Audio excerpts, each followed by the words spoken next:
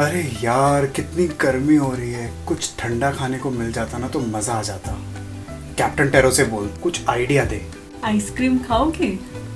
हाँ चलो आइसक्रीम खाते हैं, जल्दी से तैयार हो जाओ, बाहर चलते हैं। नहीं नहीं, अभी लॉकडाउन है, बाहर नहीं जाना। अरे यार फिर क्या करे, इतनी गर्मी भी तो है, कुछ ना कुछ तो जुगाड़ करो ना यार। मैं घर में ही ओरियो आइसक्रीम बनाऊं? ओरियो आइसक्रीम, वाह। Good morning to all my friends around the world, this is captain Taro. क्या आपका भी मन करता है आइसक्रीम खाने का? इतनी गर्मी है तो ज़रूर करता होगा, लेकिन लॉकडाउन की वजह से आप बाहर जाने में रिलक्टेंट तो होंगे थोड़े। तो आइए आज हम आपको दिखाते हैं कि हम घर पर ही ओरियो आइसक्रीम कैसे बना सकते हैं।